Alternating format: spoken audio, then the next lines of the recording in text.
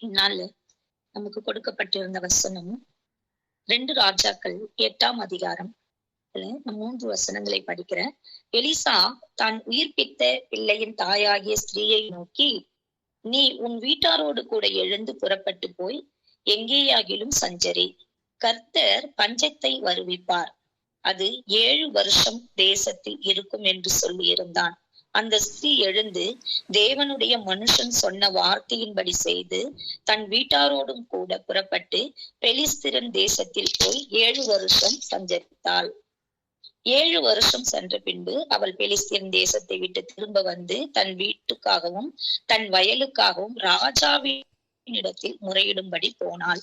இந்த 7 வருஷம் பஞ்சகாலம் இந்த தேசத்துல வருது, நீ போயிட்டு என்ன பண்ண, நீ வேற தேசத்துல போயிட்டு நீ வாழ்ந்துட்டு இரு அப்படின்னு சொல்லிட்டு எலிசா தீர்க்கதரிசி இந்த சூனேமியாள், அவங்களுடைய பெயர் இங்க எப்படி கொடுக்கப்பட்டிருக்கு என்று பார்த்தோம், ஒரு கணம் பொருந்திய ஸ்திரீ என்று சொல்லப்பட்டிருக்கு. அந்த கணம் பொருந்திய ஸ்திரீனுடைய சாட்சியை நம்ம இன்னைக்கு பார்க்கலாம்.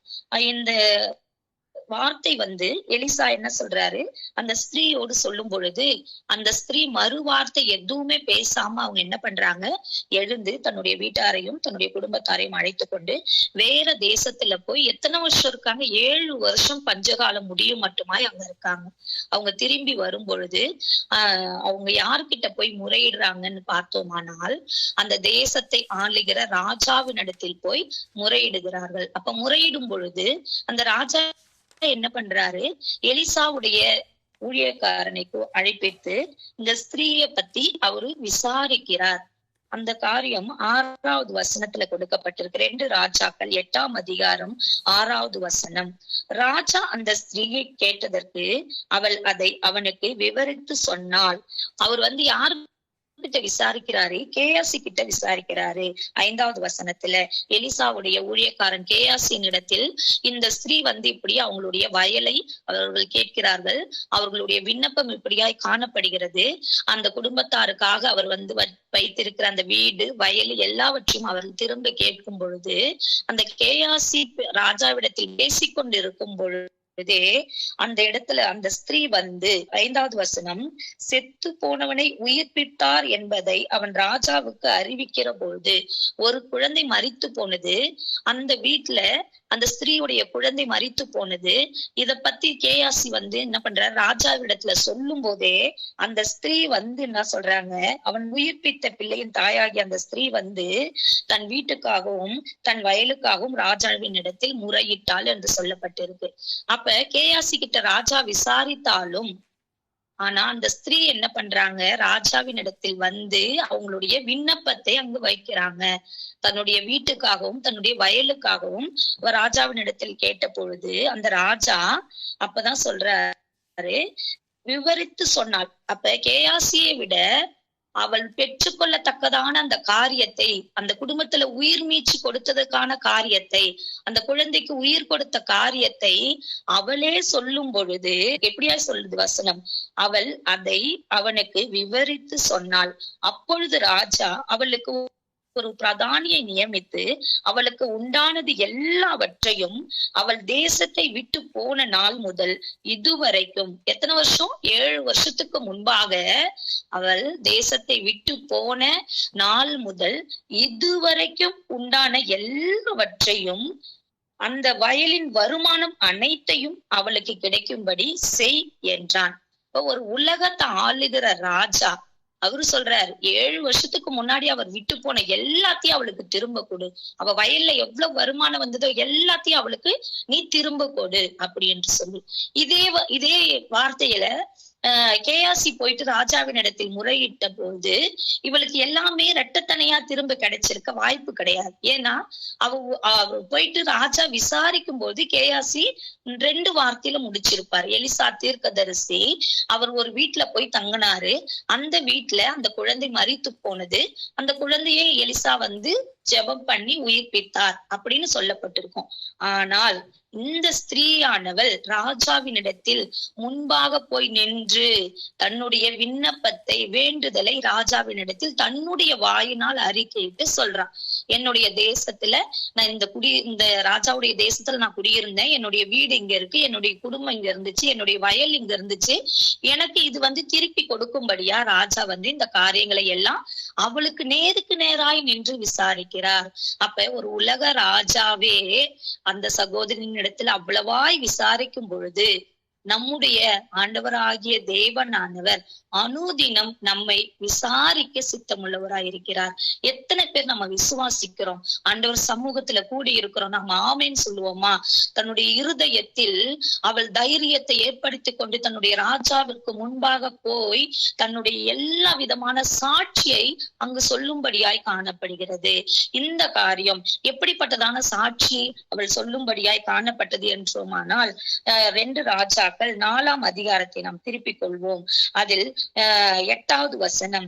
பின்பு ஒரு நாள் எலிசா சூனேமிக்கு போயிருக்கும் பொழுது அங்கே இருந்த கனம் பொருந்திய ஒரு ஸ்திரீ, அந்த கனம் பொருந்திய ஸ்திரீ தான் இந்த ஸ்திரீ, அவனை போஜனம் பண்ண வருந்தி கேட்டுக்கொண்டாள். அப்படி அவன் பயணப்பட்டு வரும்போதெல்லாம் போஜனம் பண்ணும்படி அங்கே தங்குவான். எப்பெல்லாம் எலிசா தீர்க்கதரிசி அந்த தேசத்துக்கு போறாரோ அப்பெல்லாம் அந்த சகோதரி, கனம் பொருந்திய ஸ்திரீ சூனேமியால் என்ன பண்ணுவாங்க, தன்னுடைய வீட்டுக்கு நீங்க சாப்பிடணும் அப்படின்னு சொல்லி வருந்தி கேட்டுக்கொள்வாங்க. எத்தனை நல்ல குணங்கள் அவங்க கிட்ட இருக்கு பாருங்க. அது மாத்திரமல்ல, அவங்க என்ன பண்றா, தன்னுடைய புருஷனை அழைத்து அவங்க சொல்றாங்க, அவர் தேவ மனுஷன்னு நான் அறிஞ்சிருக்கேன், அந்த தேவ மனுஷன் வரும்போதெல்லாம் அவருக்கு தங்கும்படியா ஒரு அறை வீட்டை நம்ம உண்டு பண்ணலாம். தன்னுடைய புருஷன் இடத்துல போயிட்டு சொல்றார், தான் தெரிந்து கொண்ட அந்த தேவ மனுஷனை பற்றி தன்னுடைய புருஷன் இடத்துல போயிட்டு அவங்க சொல்றாங்க. சொல்லி தன்னுடைய மேல் வீட்டுல அவங்க ஒரு அறையை உண்டு பண்ணி அவருக்கு தேவையான எல்லா பொருட்களையும் அங்க வைக்கிறாங்க. அவரு சாப்பிட்றதுக்கு தேவையான தட்டு, கிளாஸ், கிண்ணம், படுக்கை இடம், பெட்டு, கட்டில் எல்லாம் அவருக்கு தயார் செய்து அந்த அறை வீட்டுல எலிசாவுக்கு உண்டு பண்ணி கொடுக்கும்படியா தன்னுடைய கணவர் இடத்துல பேசுறாங்க.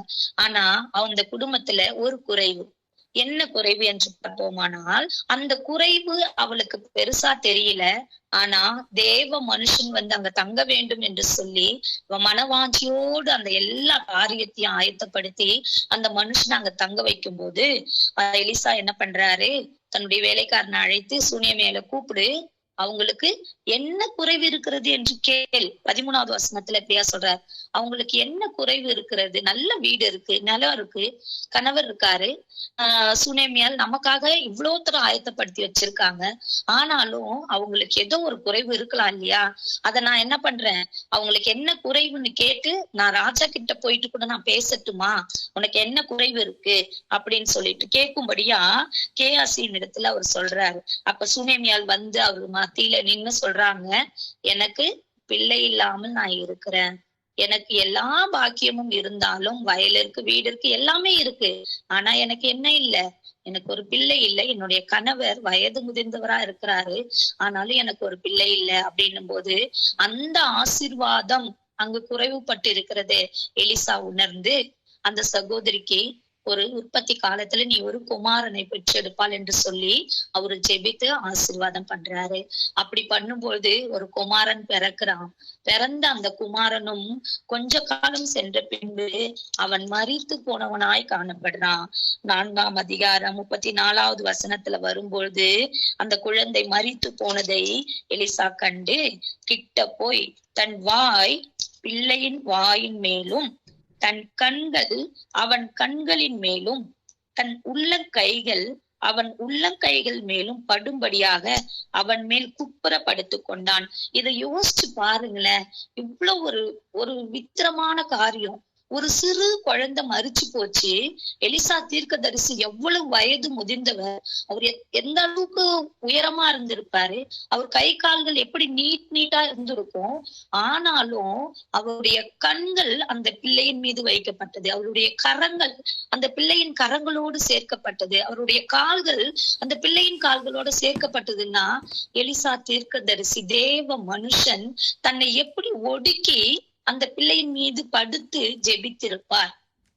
அந்த பிள்ளை அனல் மூண்ட பொழுது அது உயிர் மீட்சி பெற்றது. இந்த அற்புதத்தை எலிசா செய்த காரியத்தை தான் அந்த சூனேமியால் கனம் பொருந்தின அந்த சகோதரி போய் ராஜாவின் இடத்தில் இந்த சாட்சிய சொல்றாங்க. நம்ம அநேக விண்ணப்பங்களுக்காக நம்ம ஜெபித்து கொண்டே இருப்போம். ஆண்டவர் அந்தந்த காலத்துல அந்த ஜெப விண்ணப்பங்களை எல்லாத்துக்கும் பதில் கொடுத்திருப்பார். ஆனாலும் நமக்கு இன்னும் குறைவு வரும்போதெல்லாம் ஆண்டவர் இடத்துல போயிட்டு, ஆண்டவரே எனக்கு இந்த காரியம் செய்யுங்க. ஏன்னா செய்த காரியங்களை நம்ம மறந்து போயிருப்போமானால் மீண்டும் மீண்டுமாய் நமக்கு பிசாசானவன் கொண்டு வரும் கிரியின் மூலமாக அந்த வெறுமையான காரியங்கள் வரும்பொழுது நம்ம மீண்டும் ஆண்டவர்கிட்ட ஒரு விண்ணப்பத்தை வைத்துக் கொண்டே போராடி கொண்டிருப்போம். ஆனால் அவருக்கு தெரியும் எப்ப அதை செய்யும். 7 வருஷம் கழித்து அந்த சகோதரி வந்து கேட்ட பொழுது அந்த ராஜா எல்லாவற்றையும் 7 வருஷ காலமும் பஞ்ச காலம் ஃபுல்லா இருந்த எல்லாத்தையும் கணக்கு பண்ணி அந்த சகோதரிக்கு ஒப்புவிக்கும்படியா பிரதானியை கட்டளையிட்டார். நம்முடைய தேவன் கூட இப்படியாய் நமக்கு கட்டளையிட்டு இருக்கிறார். நம்ம கேட்பதற்கும் நினைப்பதற்கும் வேண்டிக் கொள்வதற்கும் அவர் நான் அதிகமா செய்வேன் என்று சொன்ன தேவன் நம் பட்சத்தில் இருக்கிறார். நம்ம ஒரு விண்ணப்பம் நிறைவேறாத பொழுது சோர்ந்து போய் விடாத படிக்கே எலியா அந்த குழந்தையை கொடுத்த ஆசீர்வாதம் இது சீக்கிரத்துல முடிந்து போய் விட்டதே என்று சொல்லி எவ்வளவு துக்கப்பட்டிருப்பார். ஆனாலும் தன்னை ஒடுக்கி அந்த சிறு பிள்ளையை போல தன்னுடைய அவயவங்கள் எல்லாவற்றையும் ஒடுக்கி ஆண்டவர் சமூகத்தில் அந்த பிள்ளையை ஒப்பு கொடுத்து ஜெபித்த பொழுது அந்த உயிர் பெற்ற பிள்ளை சாட்சியாய் அங்கு நின்றது. ராஜாவின் மத்தியில் அந்த சகோதரி சொன்ன சாட்சியாய் அந்த பிள்ளை நின்றது.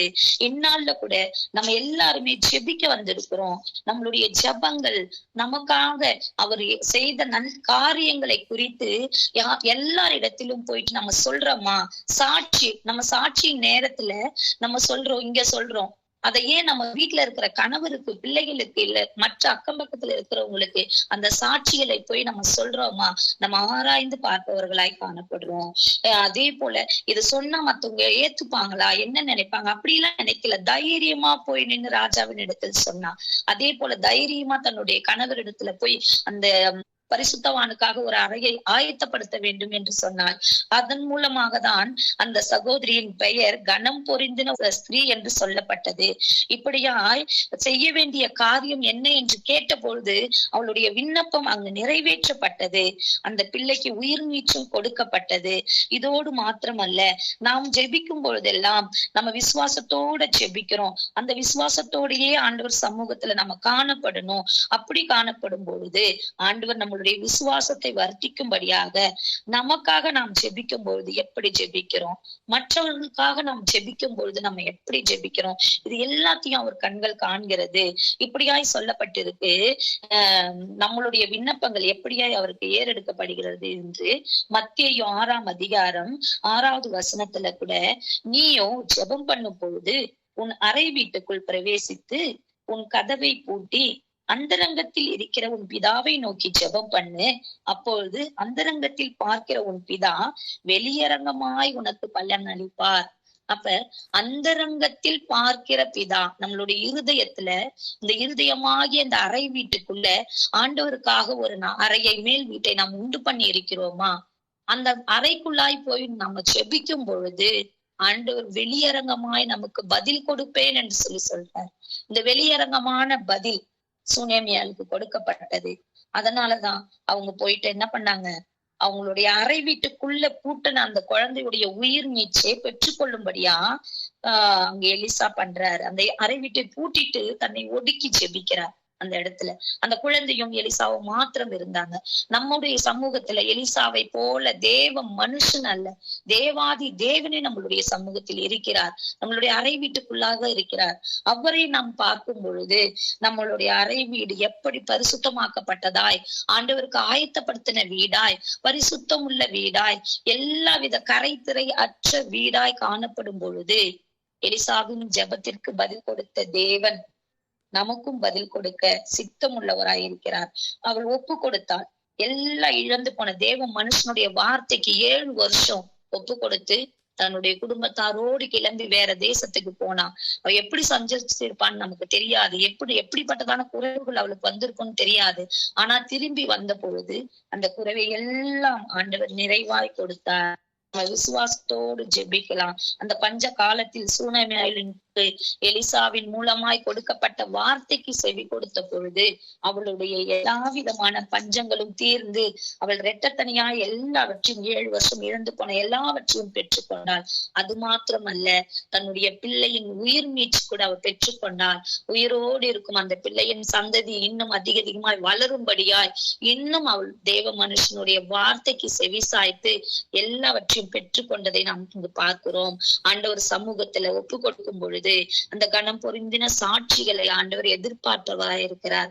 இப்படி நம்ம சாட்சிகள், நம்மளுடைய சாட்சிகளை மற்றவர்களிடம் பகிர்ந்து கொண்டோமானால் நாம் இந்நாளில் ஒருவரையாவது நம்ம இந்த ஜபத்துக்கு நம்ம கொண்டு வந்து இந்த ஜப வீட்டுல நிறுத்தி இருப்போம்.